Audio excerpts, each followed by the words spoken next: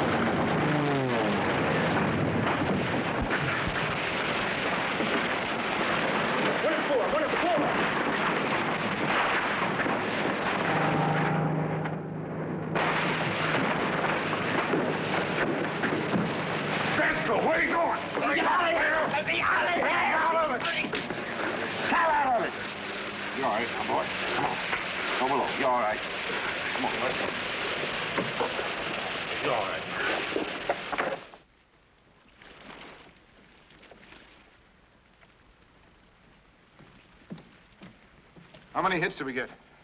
2, sir. Nothing serious. All right. Secure all battle stations. Secure all battle stations. Secure all battle stations. Well, I hope it's the last we see of them for a while.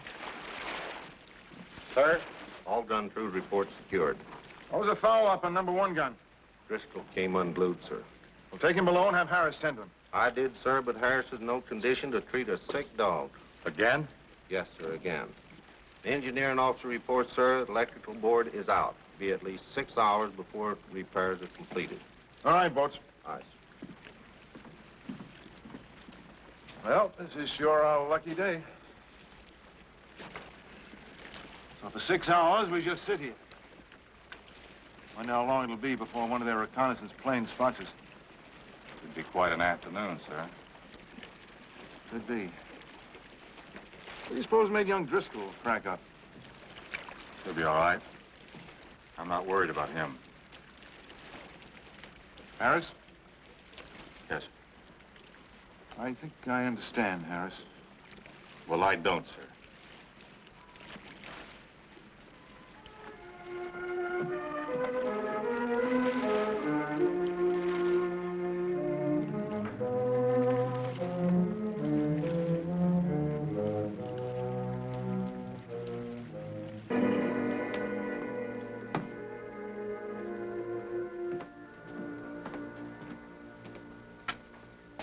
Harris, if I didn't think you'd poison the Pacific, I'd throw you overboard. Wouldn't that be against Navy regulations, sir? Knock it off and stand up. That's going to be a little bit of a problem. Knock it off and stand up!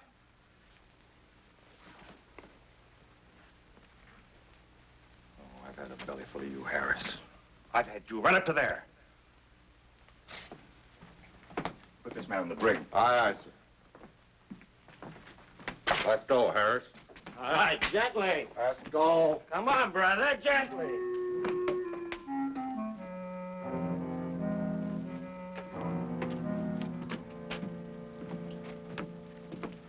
Sir? What about Harris? You see him? Yes, I saw him. He was stoned again. I had to put him in the brig. That's the third time in 2 weeks. May I speak frankly? Since when do you have to ask? I sincerely hope you're going to recommend court-martial this time. Harris's behavior is having a detrimental effect on the rest of the men. I know. But you see, Stacy, Harris is trying to... Will, we all have problems. Take over the watch, Mr. Stacy. Aye, sir. Keep your fingers crossed. 6 hours sitting here like a fat duck.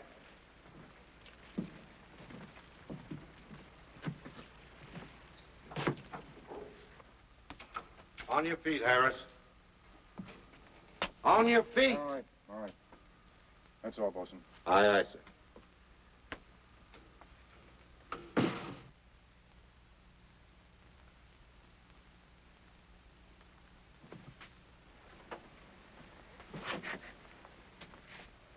Harris, you're a pretty intelligent fellow. Do you know what being drunk during a battle means? You know what a court-martial would do to you?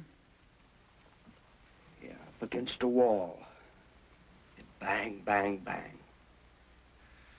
Harris, you know, you had me pretty confused. I mean, at first. Why would one of the best men in my ship suddenly turn into the Navy's #1 fowler? You drink a little, you forget your troubles. What's wrong with that? You ought to try it, Captain. Maybe you could forget how we're stuck out here all by our lonesomes. Who knows, you might even forget the whole lousy war.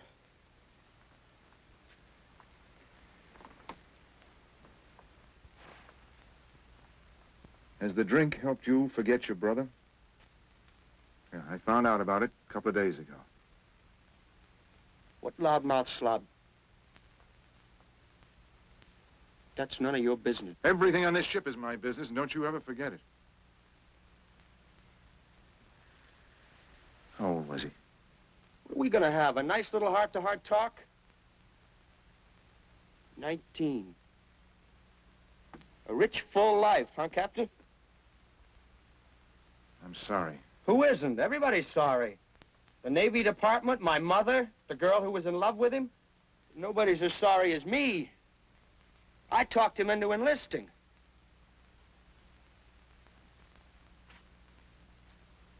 You want to have a good laugh while we sit out here on the quiet Pacific? This kid brother of mine decided he wasn't going to fight. He and his girl were going to get married, and they were going to be medical missionaries. Take penicillin and the word of the Lord to the Hottentots. But after Pearl Harbor, I had a nice long talk with little brother. Made him see the error of his ways. You should have heard me, Captain. You would have been real proud. I used every cliche in the book. I didn't miss a one. You have to do God's work with a gun before you can do it with a medicine and a hymn book. I even said that. Well, isn't that about true? Captain, you're not going to tell me my kid brother died for any noble cause. Come on, he died because a bomb exploded, period. End of report.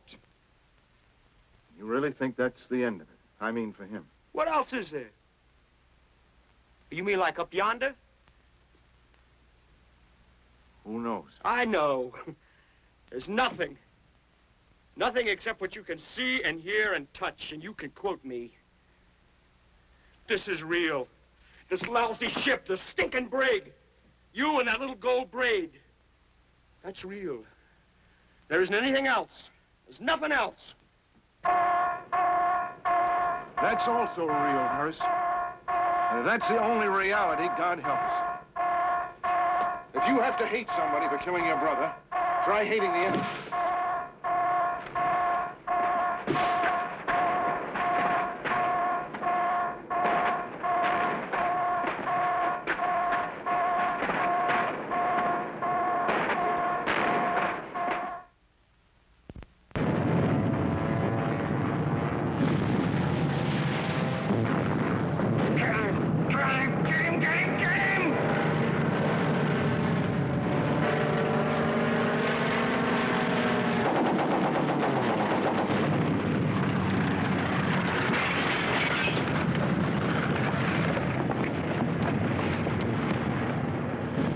Let's get him to the wardroom. Be very, very careful with him.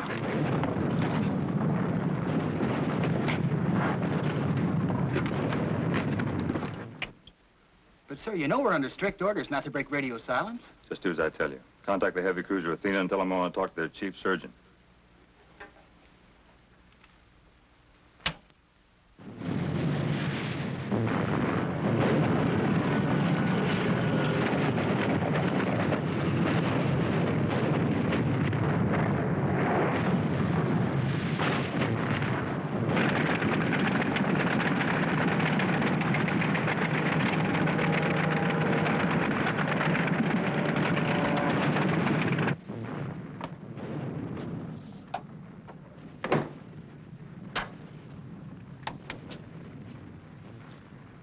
Captain Madison speaking, senior medical officer. Can I help you?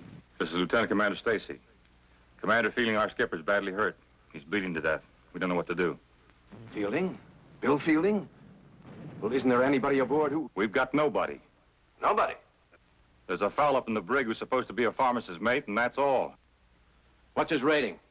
Before we busted him, he was a pharmacist's mate first class. Send him up to the radio shack. I want to talk to him. Sir, he's hopeless. Mr. Stacy, I'm afraid he's the only hope you have.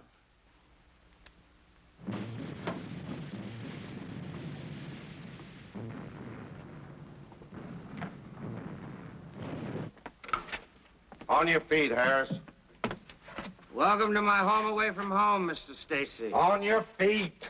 You gonna throw me in the ocean like you promised? Move, Harris.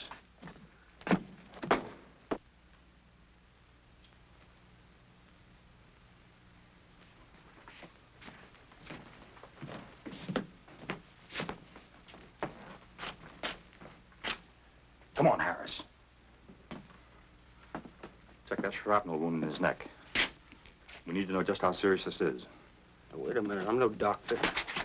You check it, Harris.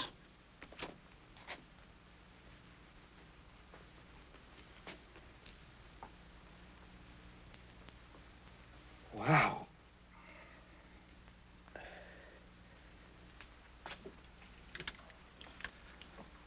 Harris is with me now. Here he is. Tell him what you told me. I examined Commander Fielding. What did you find, Harris? He's got a hunk of shrapnel in his neck. Exactly where? It's on the left side, a couple of inches above the shoulder. How bad's the bleeding? Well, it's pretty bad. Mr. Stacy tells me you're a pharmacist's mate first class.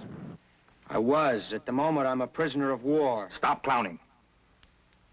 What do you want him to do, sir? How long will it take to rig a loudspeaker in the wardroom? A couple of minutes. Get some men on that. Good. Now have Harris break out the instruments and start scrubbing. Contact me later. Yes, sir. What's he talking about? What for? Get to the wardroom on the double. What for? Get to the wardroom, Harris! The way I feel, I couldn't take the nail out of a bedpost. What if I say I just won't do it? What are you going to do, shoot me? You're going to do it. Look, can I get this through your head? Even if I was feeling okay, I couldn't do it. Madison's one of the best surgeons in the fleet. If he thinks it might work, that's good enough for me. Yeah, but the skipper's not a bad guy. This is like killing him. And if we do nothing, what happens then? Here.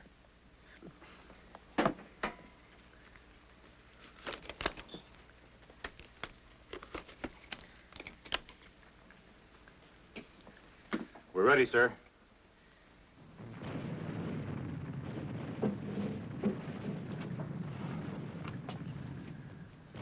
Have you started the plasma? Yes, sir. Look, sir, I got the shake so bad I can't do this. Is he still unconscious? Did you hear what I said? Is he still unconscious? Yes, yes. All right, good. Now, we can't risk using anesthetic in his condition. Sir, will you please listen to me? Now, you listen to me. This is tough. We're stuck. You're going to do it. You're going to follow my instructions quickly and carefully. You're going to do exactly what I tell you to do. Your skipper happens to be a very good friend of mine.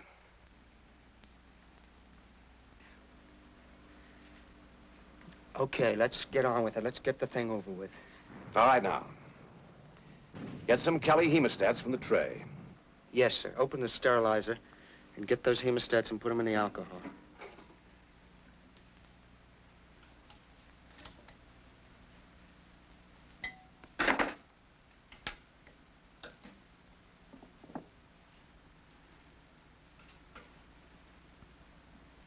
All right, sir.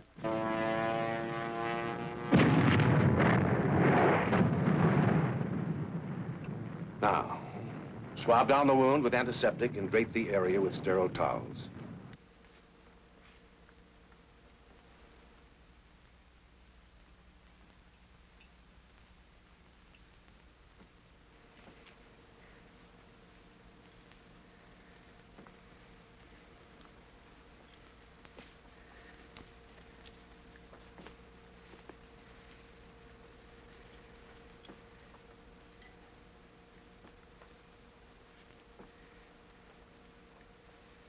Okay, sir, that's done.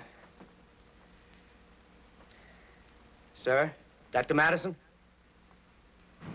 Dr. Madison, are you there? Yes. All right now, Harris. The first step is to clamp off the small veins, tie them with the suture. You'll see which ones I mean when you begin. If we're lucky, you'll have no difficulty locating them.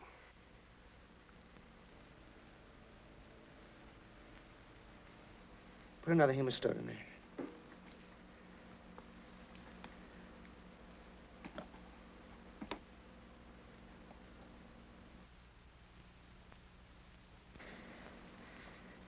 Okay, sir.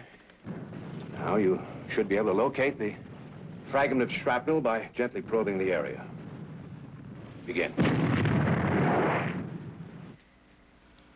You better find it.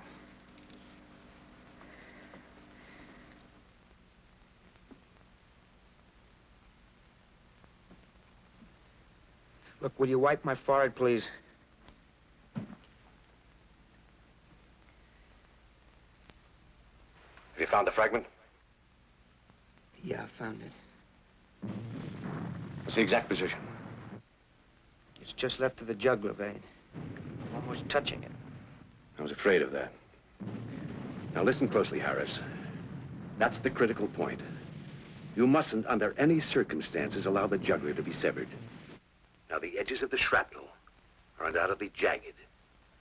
It must be removed with extreme caution. Okay, okay. Now, don't get rattled, Harris. Yeah, that's easy to say. Just take it easy for a couple of seconds. Take a couple of deep breaths. Yeah, take a couple of deep breaths. What's that gonna do, huh? Harris? Okay, let's go. Let's get started. All right. The veins are tied? Yes, they're tied. Very well. Now, grasp the fragment with the hemostat. Gently, firmly. Yeah. I had it. It slipped away. Try again, Harris. Now, try to be just a bit firmer. Once you have the clamp around the fragment. It is jagged, isn't it? Boy, it's like a top of a tin can. Are you all right, Harris? Yeah, I got it now. Good. Now, the removal of the fragment is the most delicate part of the job. Now, you've got to let me guide you. One wrong move. What is it? What's that? Oh, no, they've broken contact. Oh, not now. Oh, come on, not now. Well, if we don't get that thing fixed, he'll die. I'll go up to the radio shack and try to get through. Don't try anything by yourself, you hear me? Oh, hurry, sir. Hurry!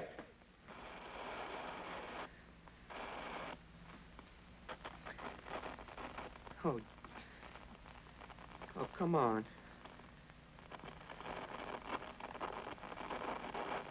Come on, please.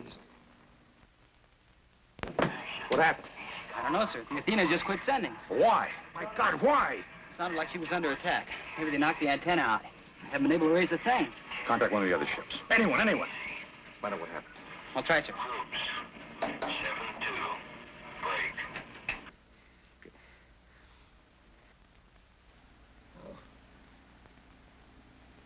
Dr. Madison, for God's sake. Come on, please. Harris? Harris? Yes, sir. What happened? We lost contact.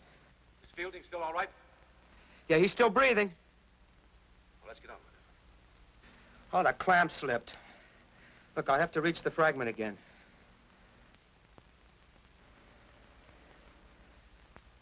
Okay, I got it. All right. Now begin to withdraw the shrapnel. Very slowly. Straight toward you. That's it.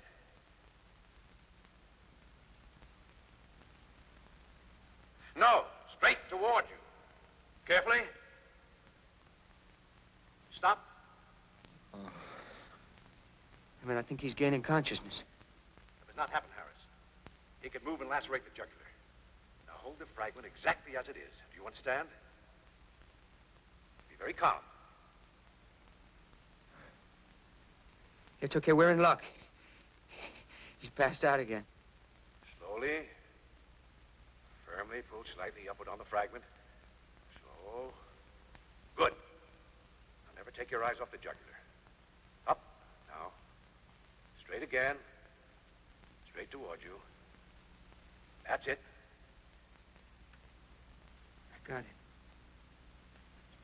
You're not finished yet, Harris.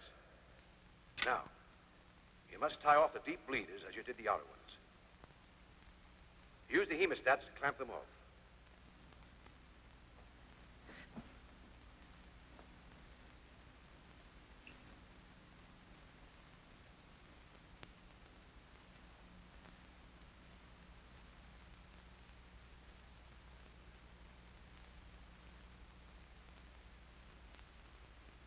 Okay. Yes, sir. Well, what next? Dr. Madison, what kind of bandage do I put on? Harris. What next? Yeah. I told you not to go on without Madison. I didn't. What do you mean you didn't? He guided me every step of the way. I couldn't have done it without him. We contacted the Dayton. The Athena received 2 direct hits. One bomb caught the radio room. Killed everybody instantly. Everybody. What? It's impossible. I couldn't have done this without him. He guided me every step of the way. Harris, are you out of your mind? There couldn't have been a sound out of that loudspeaker. Dr. Madison was killed 10 minutes ago.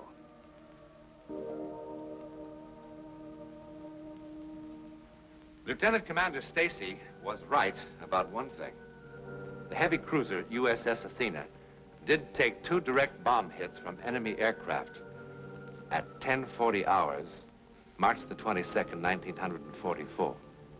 One of the bombs knocked out the communication system of the ship, at the same time killing radio man First Class Tom McCrory and Captain Clyde Madison, the senior medical officer aboard the USS Athena. I suppose, too, that we reasonable people must agree with Lieutenant Commander Stacy on another count.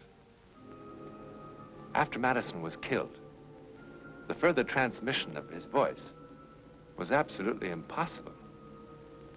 But it was also absolutely impossible for pharmacist-mate Harris, an untrained man, to complete this final and most complicated stage of the operation without his voice. To really explain what happened in that hot, steamy wardroom, we cannot look simply to logic or reason, can we? I can only tell you that there is now, living in Southern California, a retired naval officer who has a word for it. His word is miracle. His name is Will Fielding.